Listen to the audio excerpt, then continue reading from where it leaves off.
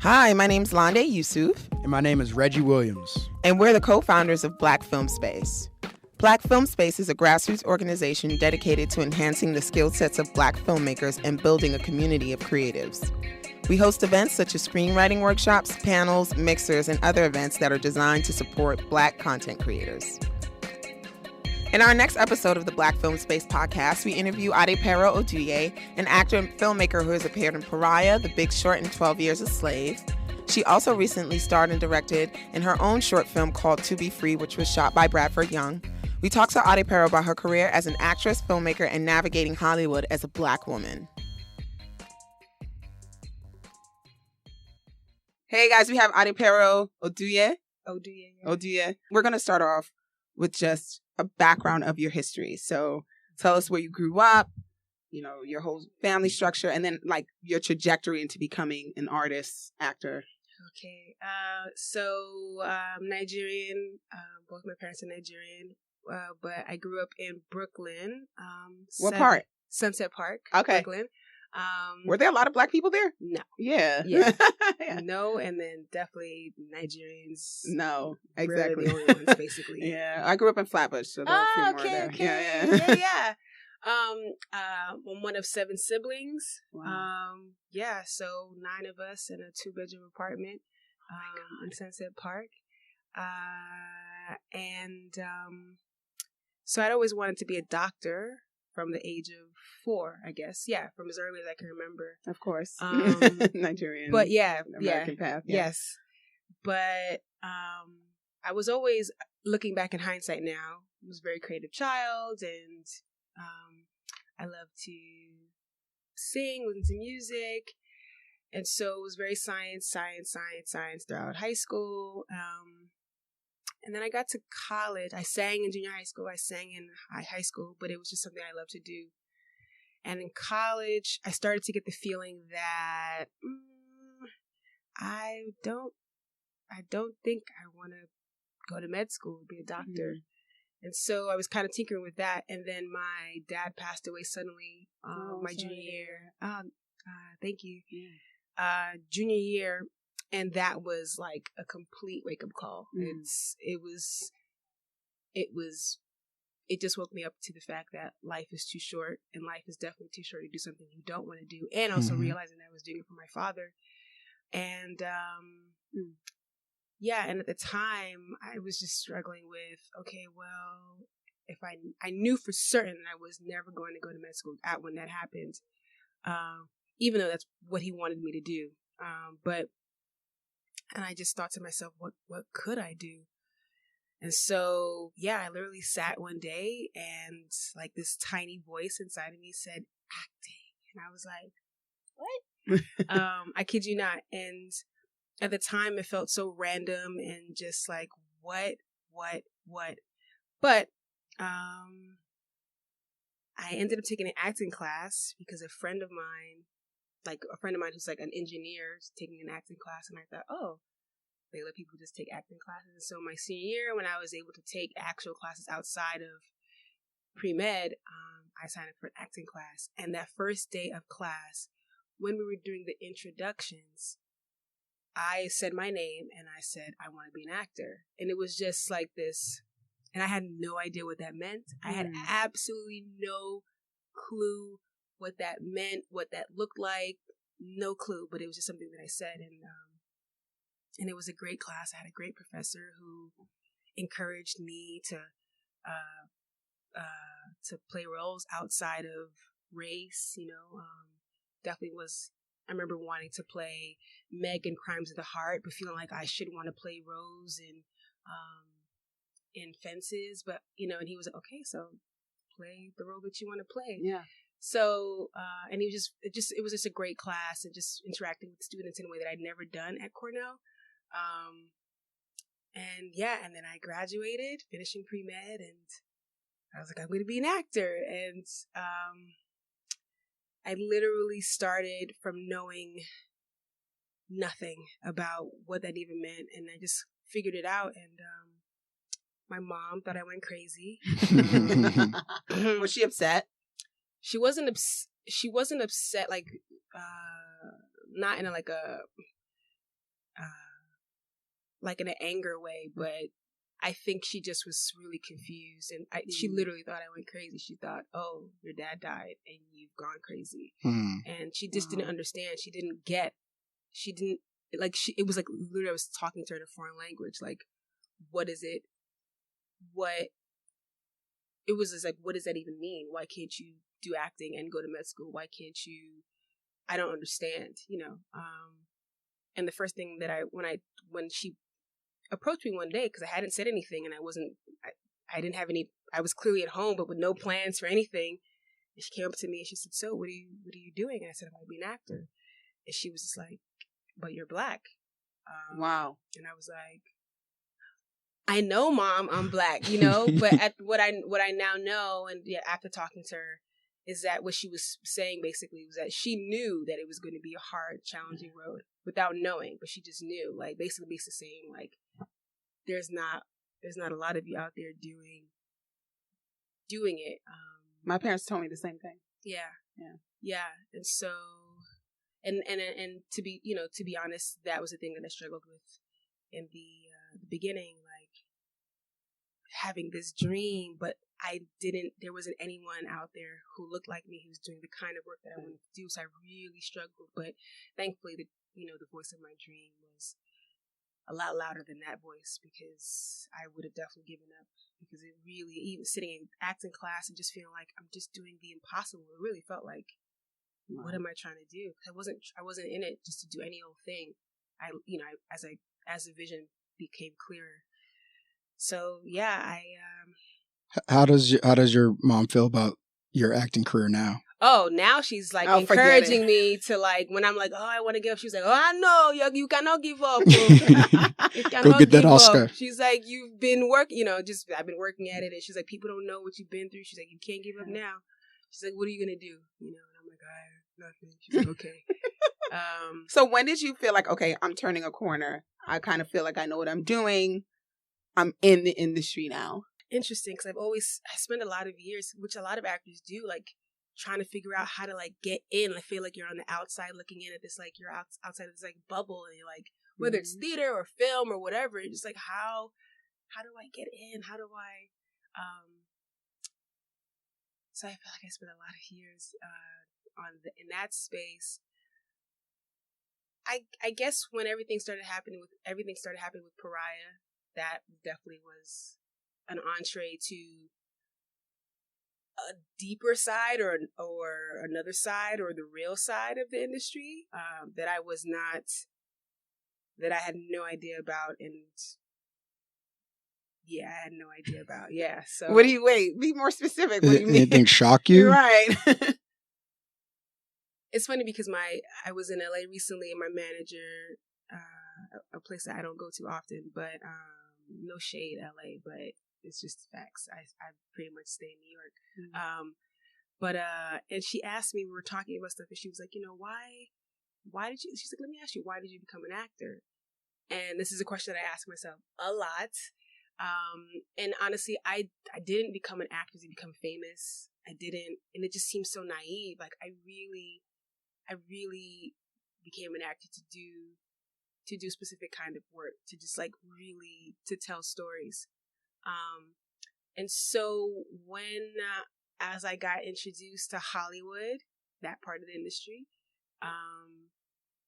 I started to learn that it's not just about the work. Like there are things, and I knew that before, the things that people would say to me as in terms of like, well, what's possible, and like you'll never work with hair like that, or you should get a nose job. All these things that happened before that, but when I just realized, the things that people were teaching me about how it works. It's like, it's about the clothes that you wear, and it's about. This is a whole other side that just felt obviously very superficial, and I just didn't feel like I belonged to a certain extent, and then I struggled with like, oh, I don't belong, so maybe I shouldn't be doing this. Maybe this is not. Oh, if this is what it is, and this is not what I came here to. This is not what I was setting out to do. You don't need a nose job. No, I know. Yeah, this happened early on, like, and I remember sitting so things like that. But So yeah, when definitely Pariah was a thing that kind of catapulted me, or as my breakthrough to that whole side. Yeah. And again, on the other side too, I've met a lot of really amazing people and a lot of amazing support from particularly Black women. I mean, people in general, but particularly Black women, who really just like reached out. And I remember the first time Kerry Washington, like, I think she followed me on Twitter, and I was like, oh my God. Or like, Kimberly Elise said something, like she watched the film, and I was just awesome.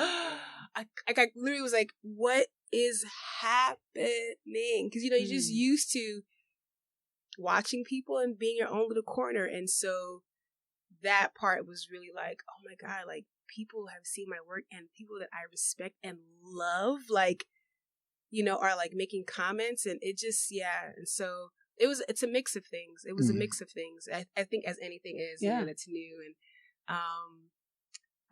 but the one thing I'm thankful for, that I made sure that I was present and took pictures and enjoyed myself, because I was like, you only get your first time in whatever situation once. So,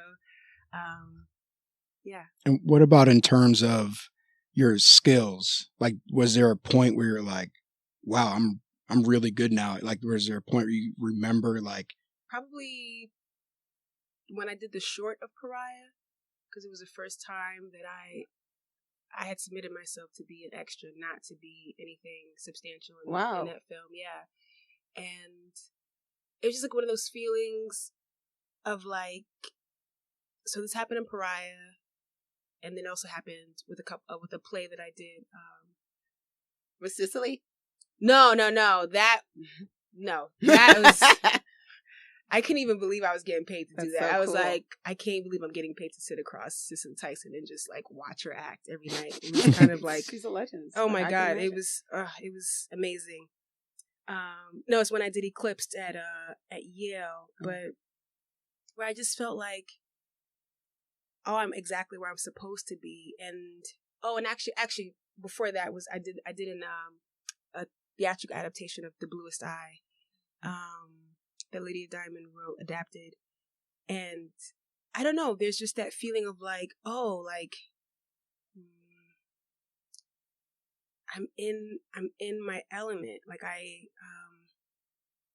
did it feel like unconscious? Like you would? Yeah, it's just like, you know, there, particularly like for example, with The Bluest Eye, I had moments where it was a production that Eric Ting, an amazing director, directed, and the way he did it, there was movement with the character of Pecola, and I remember it like there were moments where I couldn't remember what it was like out of body, you know, and I was like, oh, whoa, So I think those two plays, and then Pariah, the short, definitely solidified what kind of work I want to do as an actor. And then when I got to the feature, it was like, okay, the thing that I was that I wasn't free and open with, it's actually the thing that I guess my vulnerability, I think, is something that, you know, you grow up in New York and, you know, taking care of siblings. It's like something you can't wear on your sleeve, but it's the thing that I was, oh, this is a good thing for my work.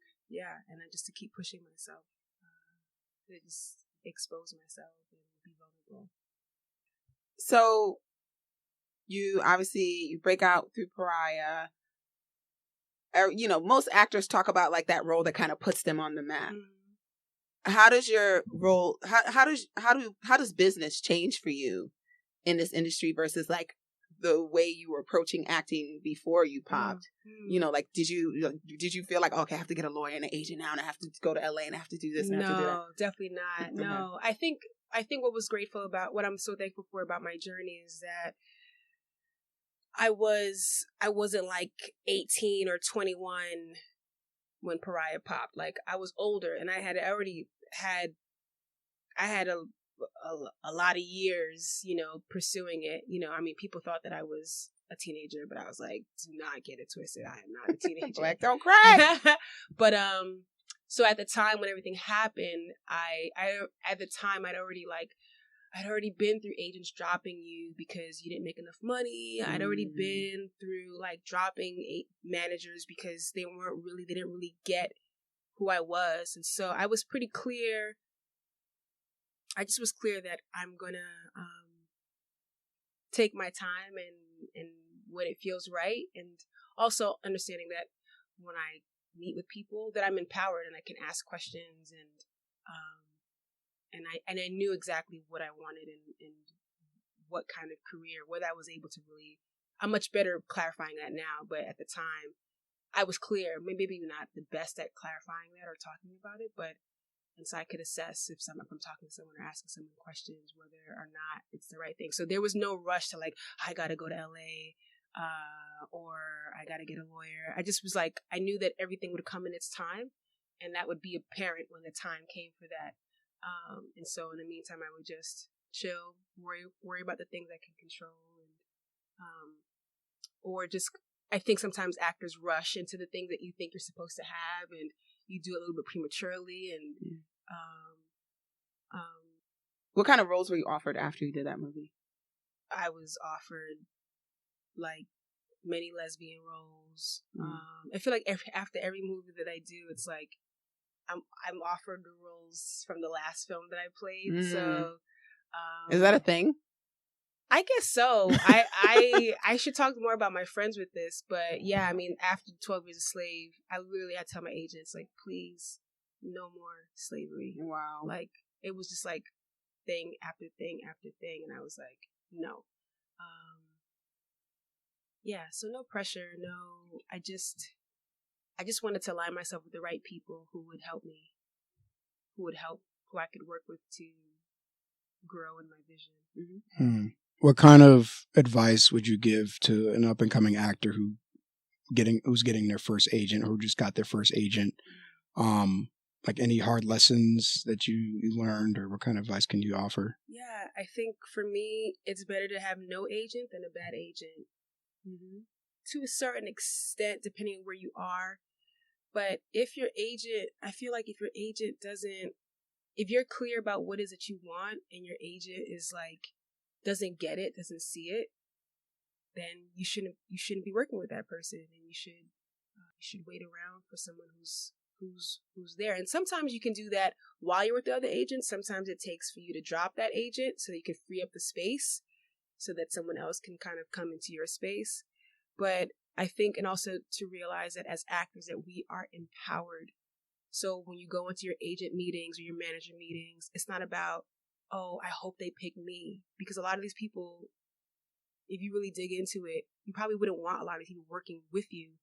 So those meetings, those interviews are an opportunity for you to ask questions. Like, know what kind of agent, like, do you know what kind of agent that you want? Do you know what an agent does? Number one. Do you know what a manager does? Number one.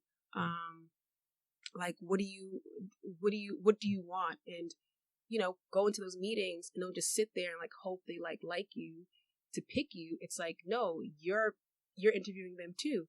Ask questions, and see if that's a fit, because you have a choice in this matter as well too. I mean, it's set up so that it's like there's way more actors and agents, so it feels like, oh, I just got to get somebody. But yeah, just to like speak up, like those meetings are for you as well too. Do you feel like it's better to work at like a boutique agency, or is it better to like work for like one of the big dogs? I mean, I don't know. I guess it depends on.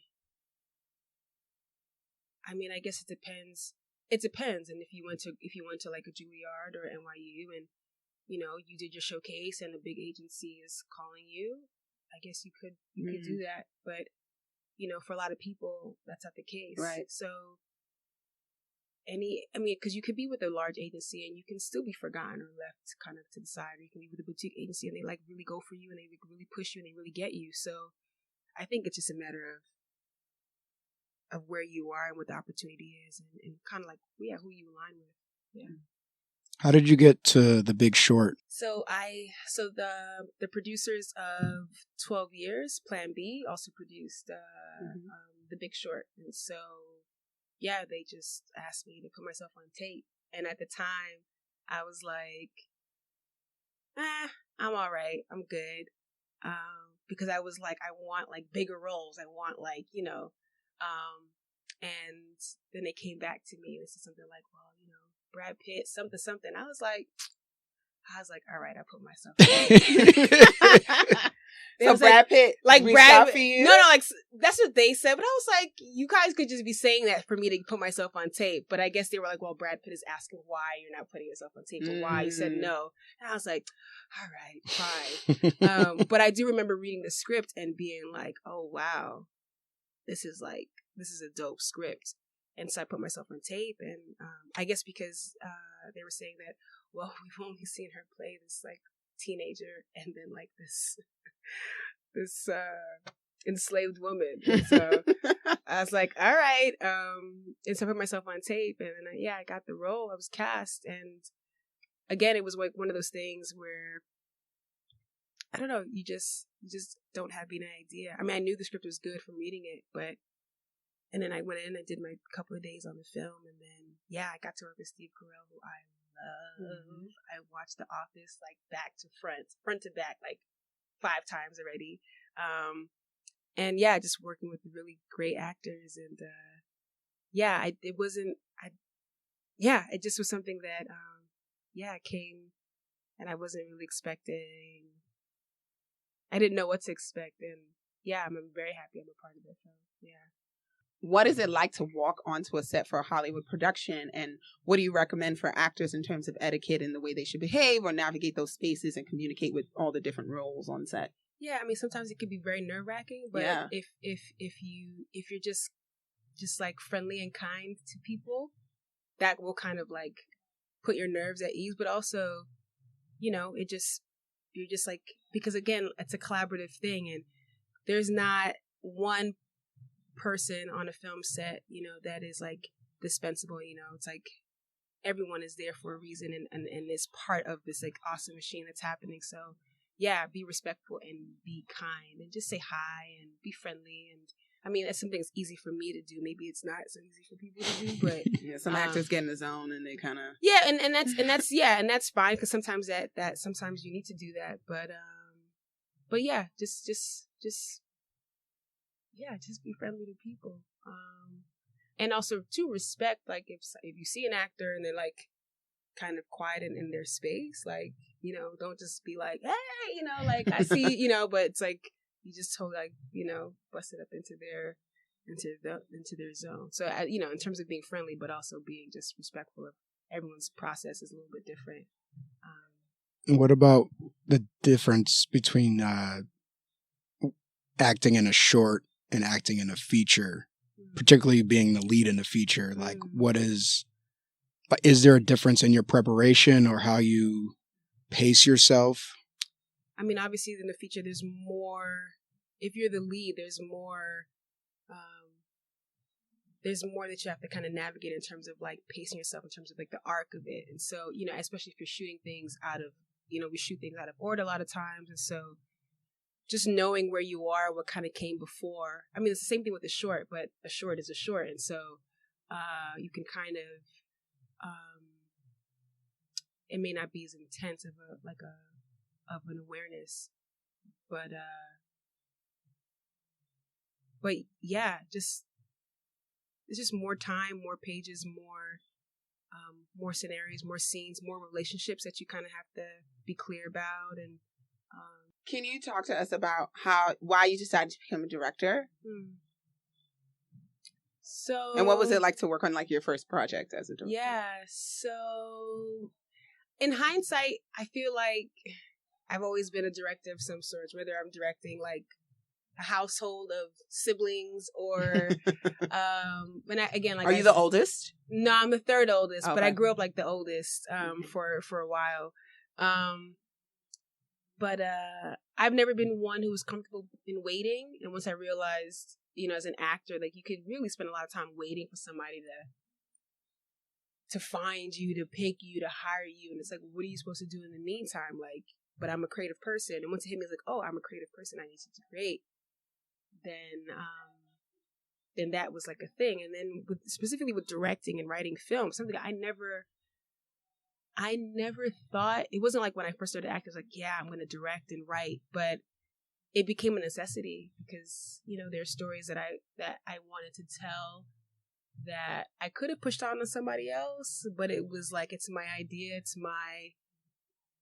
coming from me, so I have to kind of take charge of that vision.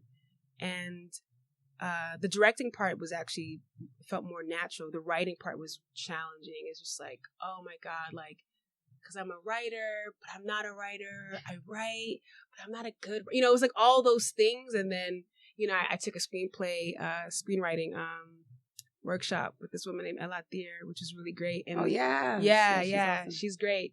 And so it was in that class, that workshop was like a weekend intensive where I finished up, like I solidified the version of my first short film. And I was like, you know what?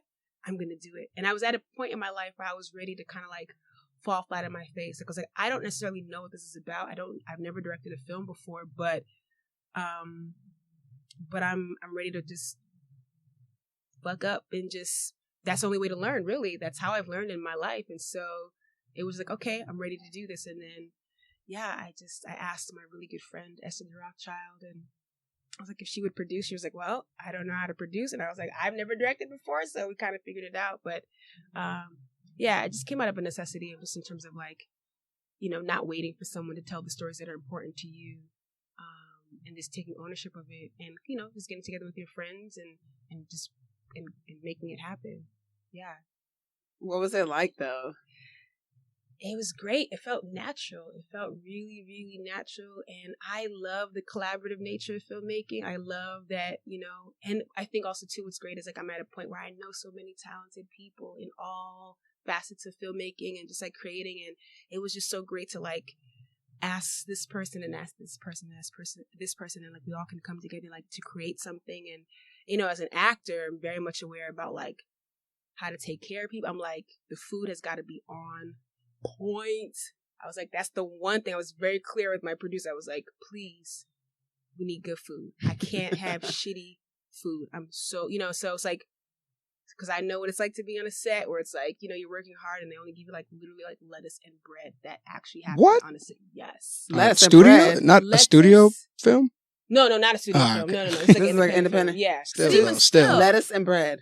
Lettuce and bread on a hot summer day. And I'm just thinking, what the hell? You know, you're just thinking that is not right. Like that, whatever that's that is, that's whack. not right. Yeah. So it was great. And I was like, I want to do this more. And when I did my second film, then it was like, oh, it's completely possible to create in the way that I've always wanted to create, like high vibrating, women-led production. Everybody is respected. There's none of that hierarchical.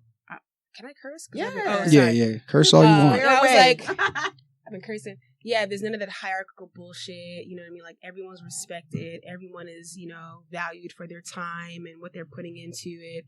And yeah, that it's possible to create. It's possible to create in that way. And I was like, I just want to do more and more of that, or help people do their own projects. Like, I think that would be cool, awesome life. Yeah. How did your experience in acting inform how you direct actors and work with them? I think a lot of it is in the casting. Well, yeah, like when you cast the right people, then you can kind of let them do their thing. You don't have to kind of micromanage or like, yeah, because you've spent a lot of time in the casting. And I mean, I've only done one film where I did actually do that. The second film, I was actually in the film, but yeah, like, it's just like, just give them room to just be, because there's something about them that you loved, and so give them space. And obviously you can give them space, and if there's something that you need to tweak, then you can go in and tweak, but give people room and freedom to just do what they naturally would do, and trust that they actually have the story and the character in them. I've always appreciated when directors do that. Yeah, just because then it doesn't feel like, I don't know, that you're trying to like be something that someone's already had pre-made in their minds, that doesn't feel like it's part of you. So, yeah. Can you elaborate on giving actors freedom, like what that means? I finished my first short. Oh, awesome. Thank you. And one of the producers who was really guiding me, directing the actors, he wanted me to talk to them after each take. And I wasn't doing that at first. I would talk to the cinematographer, and he's like, make sure they're good first, then talk to the cinematographer. Like, do you have a process, or when you're an actor, do you remember the process was when the directors were working with you? And Londa, if you want to chip into about your process. Oh yeah. Well, let you go first. Yeah, and then I feel like you I've definitely worked with directors who are like actor directors, and then directors who are like not actor directors, who are like more like technical, like they're like more focused on the technical side. And so I think it's great to have a balance of the two, obviously, because but with a lot of the actor director part of it, because I remember working on a short where the director did not speak to us at all. So who said action, cut, or anything? I mean, he said action. Okay. Or the first AD said action or whatever, but he was very much involved in like the look of it, the camera, the lights, like the stuff. So I was like, oh, okay, that's one kind of director. And then you have those directors who, like for me, like Dee Reese and like Steve McQueen, like they're like actor directors for me, like, in terms of like the way, and again, it's like, it's all in the prep, like Dee does rehearsal, Steve does rehearsal. They do rehearsals in a not in like a typical kind of way, maybe like for theater, but like getting the actors together, and like, so you do all that work beforehand so that when you get on set, then it's like, we've talked through things. I've given Steve, they gave space for us to ask questions, to discuss the scene. And then when you get on set, it's like, all right, like, this is what it is, you know what you're doing. And, the director might come and say, might say a little bit of something. Which approach do you prefer? I don't need a director to come up to me after every take. It's not necessary for me, but, actors are needy, can be needy. And so they need that, like, and there's sometimes where you're like, there's a scene and you're like, I think I got it, or I think, and then I might check in with the director and say, you cool? And they're like, or they might, another take might say, are you cool? And I'm like, I'm good, So at least I know now I can do that, whereas before I'd just be like, I hope they don't think I suck, or, So I think as a director, it's about like figuring out like, what the scene is, whether it's like a super high stakes scene, or, you know what I mean? Where you should check in with the actors, if it's a scene where, somebody's got to be really vulnerable, or, is getting beat up, or, then you want to, I remember on 12 Years, there was a scene where I was being dragged, and then something happened where I fell down. Like I fell down, and it was like we're in the middle of a field, and Steve was all the way in the back, like, because it was like a wide shot. And then like when I like kind of like came up, he ran to me to like make sure I was okay, And not that I needed him to do that, but it's like he just wanted to make sure, oh, okay, is my actor okay, Yeah. So I think as directors you have to trust your gut, in terms of like. And I think there's importance in what do you do before you actually get on set? Like, whether it's just having a dinner, you know what I mean? Which Steve was really great about, like, just getting people together, just to have dinner, just to talk, and then just to get to know your people and everyone to know each other so that you can kind of like, and then it's like, oh, when you get on set, it's like, it's understood, like, okay, we're all in this together, and you don't have to be as like, as an actor, you don't feel like, oh, I need him to tell me something after every take. And as a director, you're just like, you can kind of like assess and see whether somebody needs you, or, or not. Yeah. Yeah, I would say that my approach is similar to Steve, because I've directed 2 projects so far. And first of all, I meet with everyone before when I cast them one-on-one. Then I do like rehearsals with whoever I feel really needs work. and then I check in and ask questions, and then I do a rehearsal. I might try that dinner idea. No, it's great. Yeah, that sounds really cool. And then day of, I don't necessarily give feedback after every take. Especially if there's multiple takes of one scene. I typically am like, all right, if I need to give feedback, I will. If I feel like it's good and we just need some for safety, then, whatever. But sometimes when you could tell an actor's struggling or you're just not really feeling their take on it, then, maybe pull them aside and say, hey, listen, blah, blah, blah. But yeah, I agree. I think you have to use your gut instinct. Yeah. And I think what helps about getting to know your actors before you get on set is knowing, because every actor is different. Yes. So you will know after talking to an actor before you get on set whether that actor is the kind of person where they need something after every take, or is that person is like, oh, they're good. You know what I mean? So I think that's why it's important to meet with actors beforehand, if you can. Sometimes you can, and it's really hard, Skype. Yeah, something, And as an actor, it's always so great. Because I love, I'm the kind of actor, I'm just like with the director, I'm like, send me anything, everything, I will read. And I love directors who are like, I'm open to any questions if you want to email me or text me or whatever. And not that I go crazy with it or abuse it, but it just kind of just puts you in touch with the team. It's like we're all in this together. You know? Because acting is so vulnerable. You know what I mean? What was it like when you didn't get any feedback, or when that director didn't talk to you at all? Did you start to feel insecure? At the time, you're just like, I hope he's getting what he's getting. You maybe feel a little insecure, like I'm hoping I'm doing a good job. But then I guess you start to assess, like, oh, he's not really talking to anybody. Now, if he's talking to somebody else and not talking to me, then I might go down the rabbit hole of like, oh God, like, fuck, like, am I sucking? Or it could be like, oh, I'm good and they're not. So it just depends on it all depends, it all depends. So what is it like to be an actor in a film and direct it at the same time? I can't even imagine. First of all, I never understood how actors did that, and I just thought, why would you do that, especially for a feature?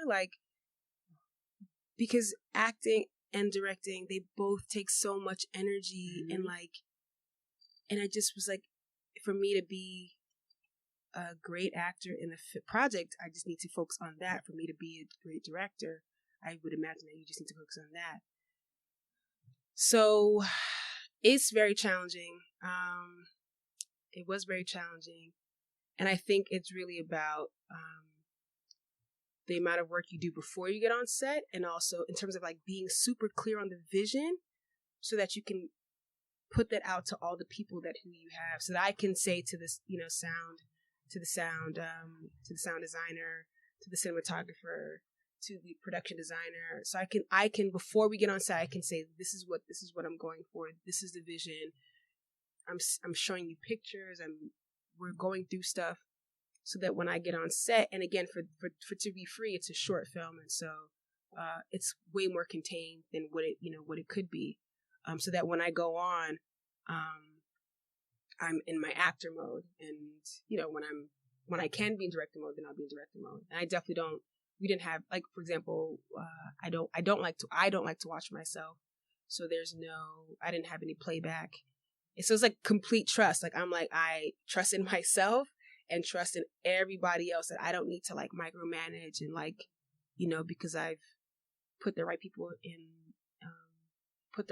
play, and that I've been very clear in my in letting you guys know what this vision is, what it's about, through visuals, through words, through conversations, so that I trust you to do your thing, and then I can go and do my thing.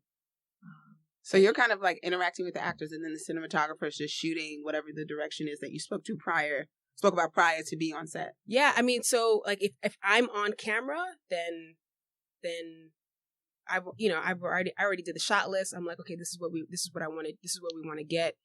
And the cinematographer is very clear about that. The AD is clear about his shot, the list of things that we need to make sure. So it's his job to make sure I gave you the list, make sure we got all of that.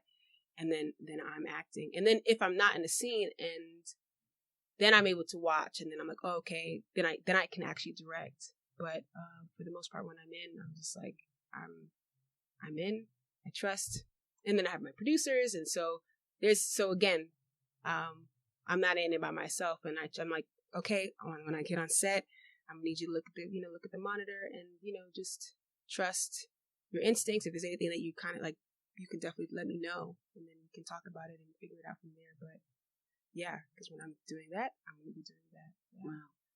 What in regards to acting, what was your training regimen like when you first started, and what is it like now?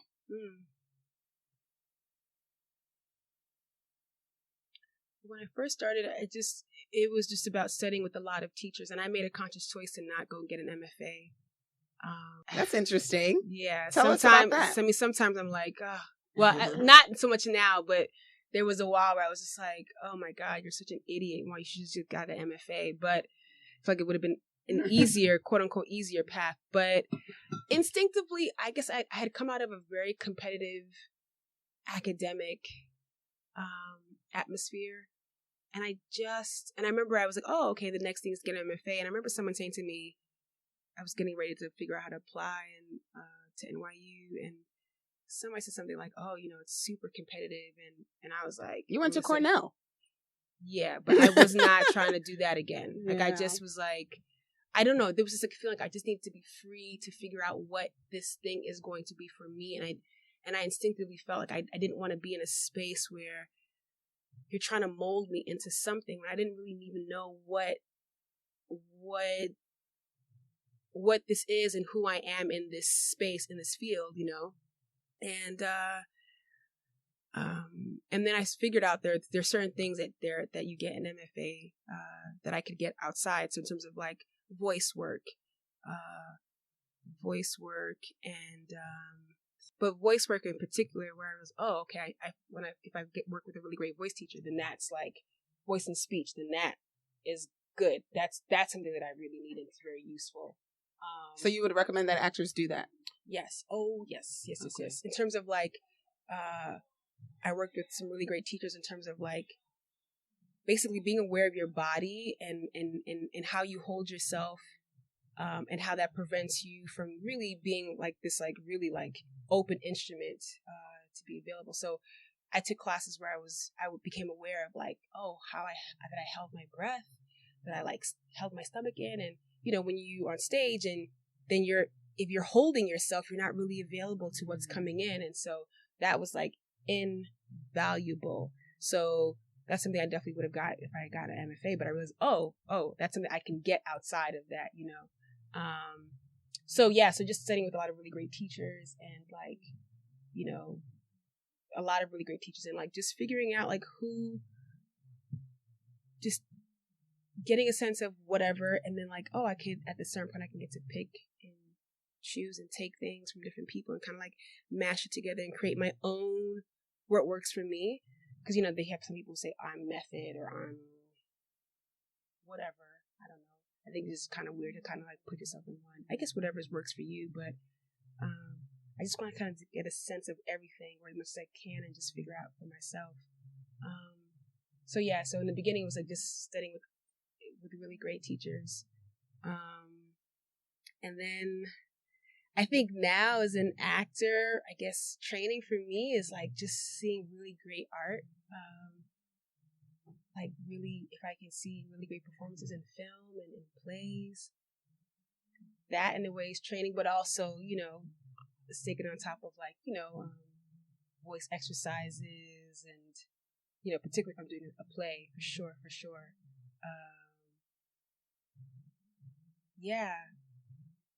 The voice stuff is very important for me, and also just watching people who really inspire me. And I don't know, sometimes I feel like, I would love to take an acting class, but I'm like, where would that be? And I don't know, but maybe now that I'm thinking about it, maybe I will figure that out. Or some people say they have coaches. Yeah, do you have a coach? I don't have a coach, no, but I don't know. What's your daily routine like when you're not in a show or on set? Well, I meditate every day. Nice. Yeah. How long?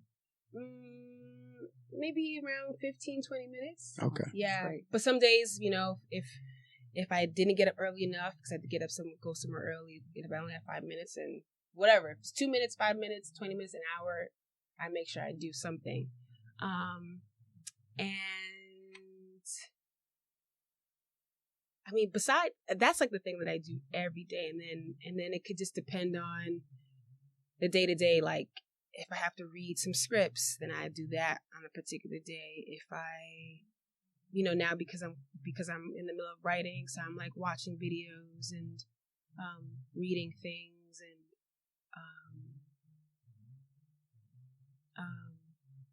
yeah. So it depends on what's what's happening. Some days I'm just some periods of time I'm just like, oh, I just need to like focus on joy. Not to say that part's not joyful, but it's like I just need a moment where I just need to like watch chill. Judge Judy and just like chill. Or that's good training right there, Judge Judy. I mean, got some good actors hilarious. On there. So yeah. Well, how did you learn how to direct? I think it's not about learning how to direct. I think directing is really about like trusting who you are, trusting and believing in the vision that comes to you. Trusting in the vision that comes to you through you. You were born in the United States, but obviously we both have Nigerian ancestry, and I'm curious to know, like, how does that inform your acting, your directing, the projects that inspire you? Is that something that you think about at all? Well, I think from the way that I was brought up, it was definitely this feeling of like not to limit myself. That I shouldn't limit myself. And sometimes it can be hard because when you're surrounded by people or energy that feels like it's very limiting, it's very hard because it's basically not who we are, period. But especially if that's how you grew up. So I don't limit myself, and I try not to limit myself. And so I think that reflects in the work that I do choose to do, and a lot of the work that I choose not to do. What project won't you do? I mean, or like what kind of material are you like? No. I mean, there's just a lot of badly written, superficial, surface stuff, and I'm just like, where there doesn't feel like there's any care, there's any authenticity, it's not grounded in anything, and so there's no feeling in it, and I just can't. I just can't. No matter how much money it pays, or if it's not of interest, I don't know. And I could be interested in some random like short film that has like a $2 budget, and then like not be interested in something that's like people are like, oh, you should want to do that, and I'm like, but I don't want to do that.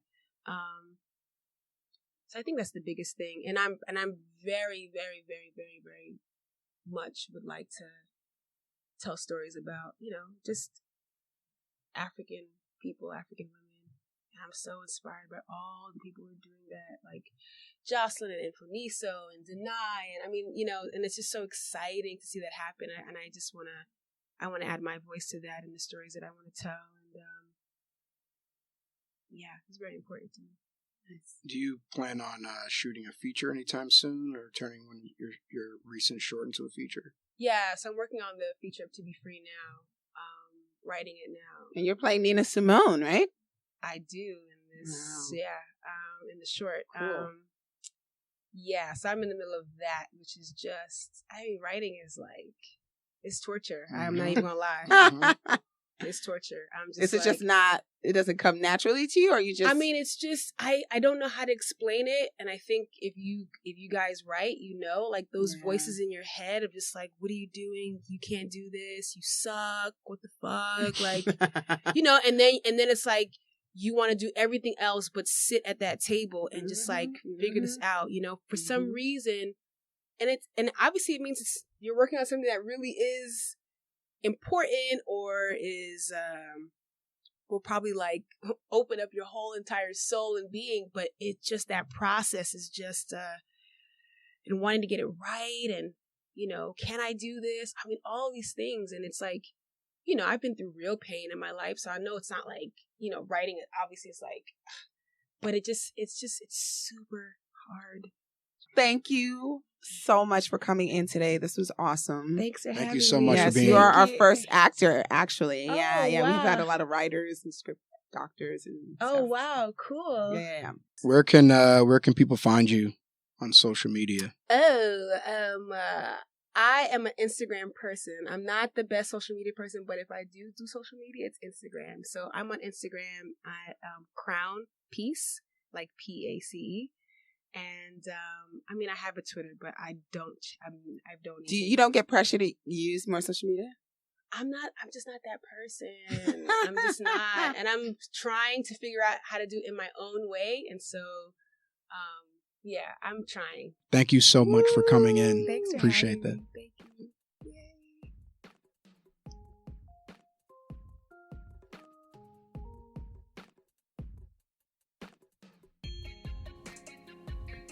Thanks for listening to the Black Film Space podcast. If you're interested in being part of our community and attending events, please visit us at blackfilmspace.com and follow us on Facebook and Instagram at Black Film Space. Also, subscribe to our email list and podcast. Thanks. See you soon.